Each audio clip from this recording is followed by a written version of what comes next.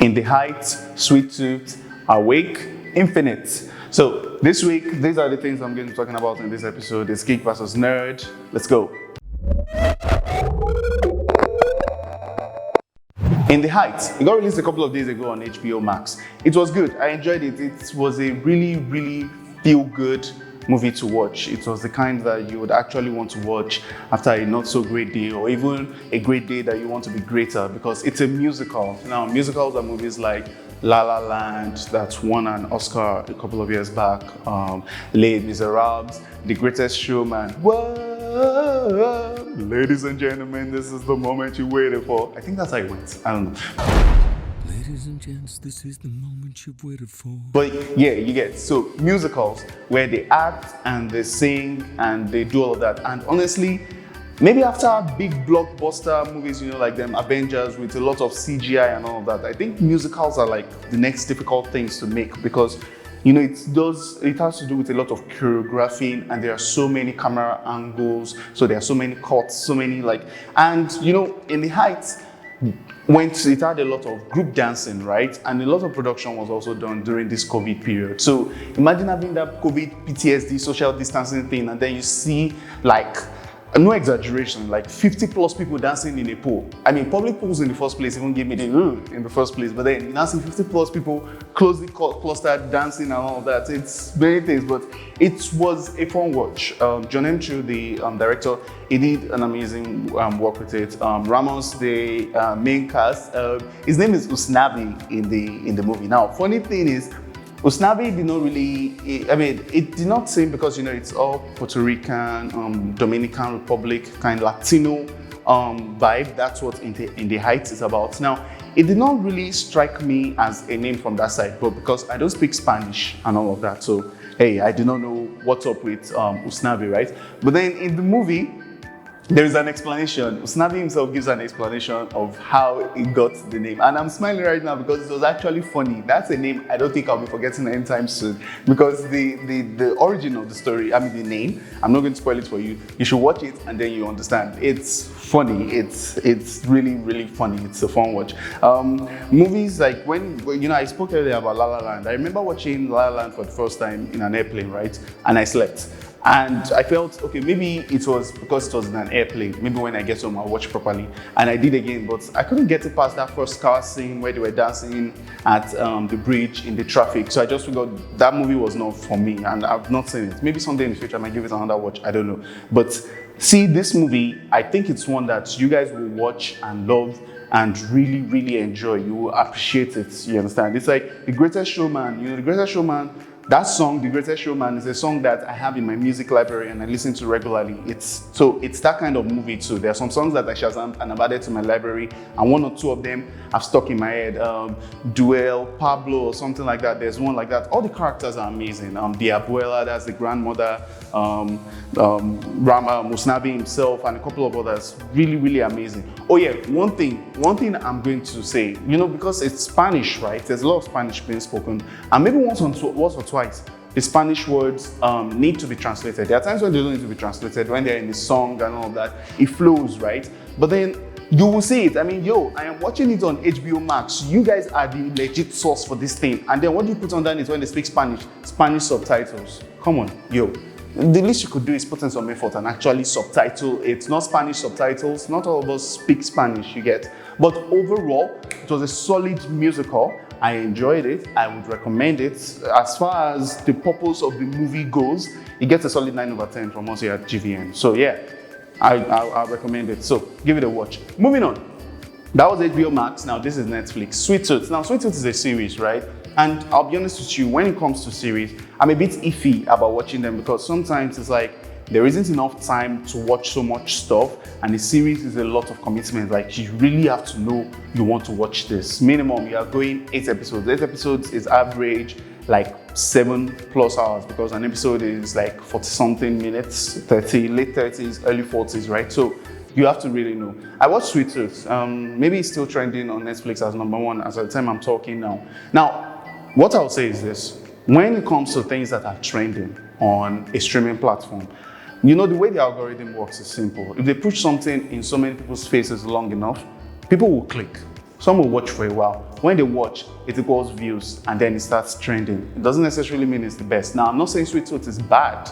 No, it's not bad by any means. Sweet Tooth is nice. The main character, Gus, is endearing, is the General Abbott, the antagonist. He plays that role well. Like, everybody comes to the table with something. Jeppers, Beer, all the different characters. They came. Funny enough, The Last Man on Earth, it was seeing Will Forte in, even though it wasn't in the series for that long, and I don't even remember seeing him in the trailer. Seeing him when I started in episode 1 was why I said, okay, I want to give this a watch. I actually want to watch it. And I'm glad I did. It did not suck. Was it awesome? Oh my God, amazing. Not for me. This is my opinion, right? But was it a good watch? Yes. And they set it up well for season 2. It did not feel too forced. It was more of like an origin story, because someone told me that in the book, Dr. Ram, I think that's his name, Ram or Ravi, I forgot his name. He is a lot darker in the books, right? But in the books, it's not really explored as to why is that dark. But then here in the series, you get to see why it's actually like that. So it's you know, because the premise in general, as you'll see from the trailer, is there is a pandemic, and during this pandemic, you now have kids that are half human, half animal. So you see maybe one kid with wings and a beak. You see another kid, like our main protagonist, Gus. He has deer antlers. So he has pictures of the deer, right? So that's the antlers and the ears. So you will see this. It's a running theme in the series where you find that they are fighting this. I mean, like this particular virus. It makes COVID-19 look like a baby. So they are fighting this virus, and they are seeing this half and half kids being born, and many people are blaming them as the reason for the problem.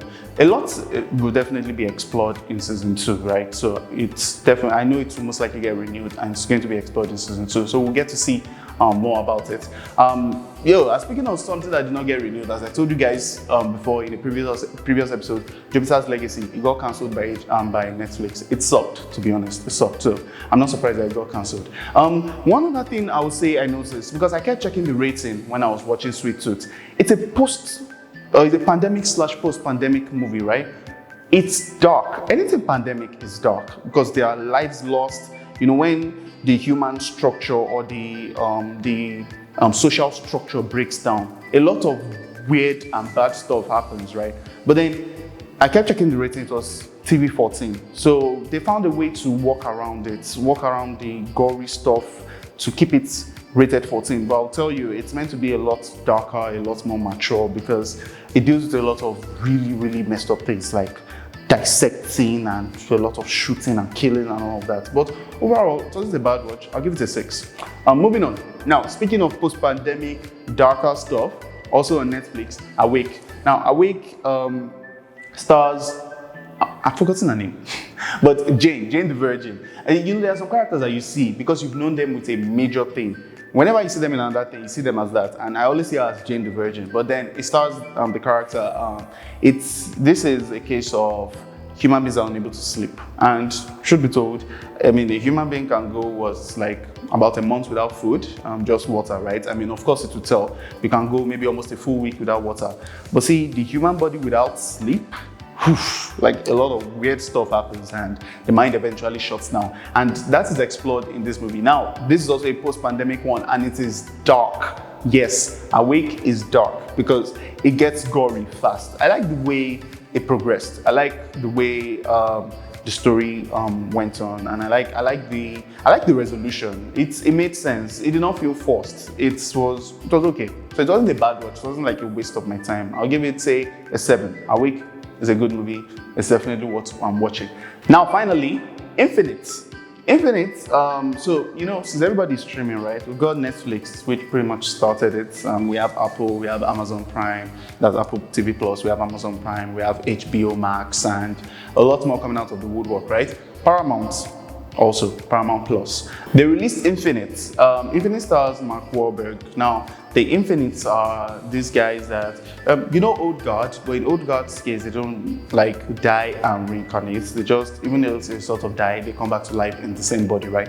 But in the case of Infinite, they die and reincarnate. It's a process. And most times they remember all their previous lives. So they have all their previous skills, and some of them like dates way back to like the savage times of human beings. So you know, all the wars that went on in the past between the Templars, the Knights, World War I, World War II, all those stuff. They were here for it. So now we have two different factions vying for some sort of power. I don't want to give away too much so that it does not become a spoiler, but it was a good watch. I like the way they work with the premise, and I'll even tell you from the very beginning, it was action, guns blazing, pew pew pew pew, pshaw. Action, go. Everybody was just shooting, so it starts off great. The Act 2 wasn't so bad. Actually, it sort of went downhill to an extent, but the resolution wasn't bad either. So I wouldn't say it's a terrible movie to watch, no. It's a good movie. Could it have been better? Yes, more things could have been explored, but Infinite wasn't a bad watch for me. I'll give it a 6 over 10. And that's it for this week's episode of Geek vs. Nerd. If you like what you watch, thumbs, subs, all that good stuff. #sharing is caring. This has been Tech and it's Geek vs. Nerd. Peace.